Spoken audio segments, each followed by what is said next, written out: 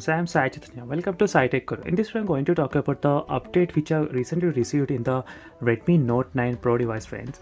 And if you're watching first time this channel, subscribe to my channel, friends, SciTech Guru. And even if you're planning to buy any kind of mobile Redmi Note 9 Pro or the Realme 6 device, so definitely, friends, you need to subscribe because I'll be posting plenty of display comparison and battery drain test and many other tests in my channel. So you can check the playlist for all the smartphones, links in description, friends.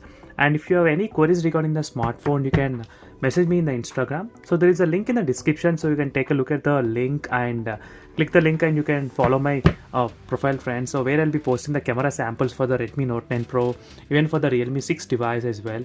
So where you can ask the queries regarding any smartphone you want. So in this way, in the Instagram, I can stay connected with everyone, friends. So the problem with the WhatsApp is that I cannot use the WhatsApp in multiple devices at same time. So with the Instagram, I can use the Instagram applications in all the phones. So whichever I'm going to test every day, I'll be testing one phone, friends. So that's why it's not possible to reply in the WhatsApp.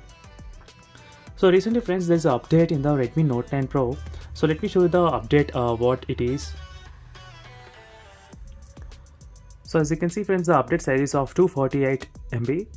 You can see clearly, and the only highlights are two options, which is issues with the display and the modem restarted in some cases. So maybe the fix got resolved. So I don't have any issues with the displays, friends, and I'm not sure why this update has been even given. So maybe a few of the models must have this kind of problems. So I just want to make a video on this, demonstrating like what is the size and what is the features it got added. So there is nothing new, friends, in terms of the update in the Redmi Note 9 Pro. And for more videos, subscribe to my channel, friends, SciTech Guru.